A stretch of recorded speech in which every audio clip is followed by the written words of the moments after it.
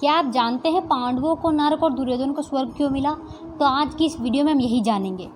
ज़्यादा से ज़्यादा लोगों को यही पता है कि पांडव और द्रौपदी हिमालय के लिए चले गए थे। हिमालय पर एक एक करके हर कोई गिरता गया और मरता गया। वैसे वैसे लास्ट में सिर्फ युधिष्ठिर बचे थे और उन्हें पीछे एक कुत्ता था।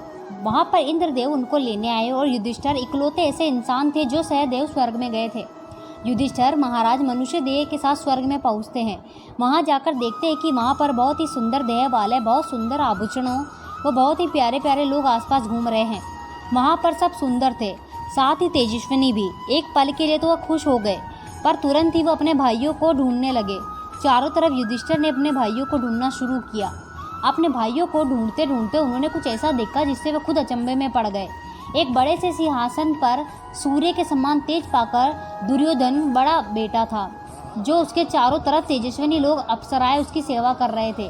ये देखकर युधिष्ठिर क्रोधित हो गए और उन्हें जोर से देवगण को पुकारा और उनको बोले कि जिस पापी के कारण यह पूरी महाभारत हुई, इतने विनाश हुए, वो पापी स्वर्ग के सिंहासन पर क्यों कर रहा है? तो तुरंत ही वहाँ पर नारद जी आए और उन्होंने युधिष्ठिर महाराज को बताया कि आप गुस्सा मत करो, यहाँ पर दुर्योधन बहुत सम्मानित है। वह क्षत्रिय धर्म का पालन करके वीर गति को प्राप्त हुआ है और यह स्वर्ग है, यहाँ पर कुछ गलत नहीं होता। तो युधिष्ठिर बोले, खैर छोड़ो, आप ये बताइए कि मेरे भाई और मेरी पत्नी कहाँ हैं? अगर वे यहाँ नहीं हैं तो मैं भी यहाँ नहीं रहूँगा। वो जहाँ पर है वहाँ पर मुझे ले चलो। फिर देवता उन्हें ले गए। आगे आगे देवता चल रहे थे तो पीछे पीछे युधिष्ठिर चल रहे थे। चलते चलते वो पहुँचे एक अंधेरी जगह पर। चारों तरफ अंधेरा ही अंधेरा था, कुछ दिखाई नहीं दे रहा था। कुछ सड़ते हुए मुर्दों की गंध आ रही थी और सुनने में सिर्फ मक्खियाँ, मच्छर, जीव जंतु की आवाज़ें आ रही थी। अगर कहीं थोड़ी सी रोशनी दिख जाती तो वहाँ पर हड्डी या खोपड़ी दिखाई पड़ती। जैसे जैसे रोशनी बढ़ रही थी वैसे वैसे पता चल रहा था कि चारों तरफ लोहे की चोंच वाले कौवे और गिद्ध मंडरा रहे हैं और चारों तरफ प्रेत मंडरा रहे हैं। ये सब देखकर युधिष्ठिर महाराज चिंता में पड़ गए। आगे जाकर देखा तो एक बड़ी सी नदी थी जिसमें खोलता हुआ पानी था और बाहर से बहुत यमदूत धक्का मारकर बहुत सारे पापियों को उसके अंदर धकेल रहे थे। आगे जाकर देखा तो लोहे के कलश में तेल खोलाया जा रहा था। ये सब देखकर परेशान होकर युधिष्ठिर ने देवदूतों से पूछा, कितना और जाना है? तब देवदूतों ने बोला, बस यहीं तक। जब वापस जाने लगे तब युधिष्ठिर महाराज को चारों तरफ से रोती हुई आत्माओं की आवाज़ आने लगी। वे बोल रहे थे कि महाराज थोड़ी देर रुक जाइए, आपके आने से परम पवित्र हवा आने लगी है, हमें उससे बड़ा सुख मिल रहा है। आपके यहाँ रुकने से यहाँ की यातनाएं हमें कष्ट नहीं दे पा रही। युधिष्ठिर ये सब सुनकर पूछा कि आप लोग कौन हैं और यहाँ क्यों है? तब सब आत्माएं बोली, है प्रभु, मैं कर्ण हूँ, मैं भीमसेन हूँ, मैं अर्जुन हूँ, मैं सहदेव हूँ, मैं द्रौपदी हूँ। ये सब सुनकर युधिष्ठिर महाराज हक्के बक्के रह गए। वह सोचने लगे कि भगवान की ये कैसी लीला है। वह पापी दुर्योधन स्वर्ग में सोने के सिंहासन पर बैठा है और मेरे ये धर्म की राह पर चलने वाले भाई, बंधु, पत्नी और वे सारे मित्र जो नरक में पड़े हैं। दुखी व क्रोधित होकर वह देवदूतों पर गुस्से से बोले, तुमने जिसने भेजा है उसे जाकर कह दो कि मैं नहीं आ रहा, मैं यहीं रहूँगा। ये सुनकर यमराज स्वयं ही वहाँ पहुँच गए। यमराज जी के दो स्वरूप है। पहला, जो वह पापियों को दिखाते हैं। दूसरा, जो एक दिव्य आत्मा है और उसका स्वरूप पुण्य आत्मा और भगवान को दिखाते हैं। उनका स्वरूप बड़ा ही दिव्य है। यहाँ पर यमराज के आने से सारा अंधकार दूर हो गया, सब कुछ सुंदर सुगंधित हो गया, चारों तरफ का वातावरण सुंदर हो गया और सारे देवता वहाँ प्रकट हो गए।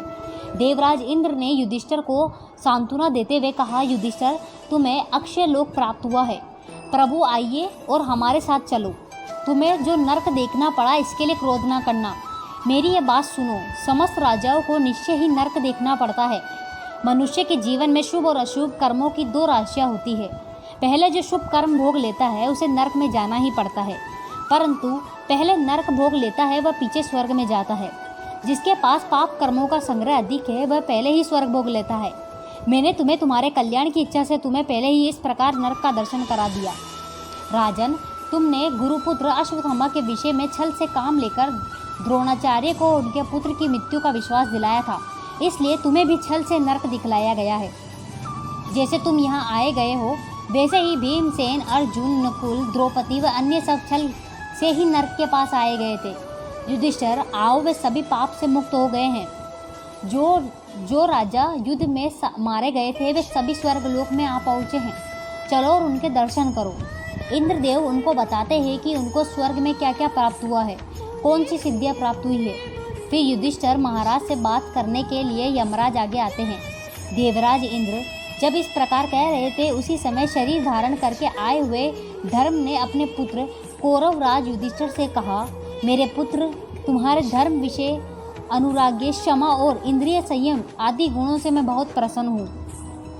राजन, यह तीसरी बार तुम्हारी परीक्षा ली है। किसी भी युक्ति से कोई तुम्हें स्वभाव से विचलित नहीं कर सकता।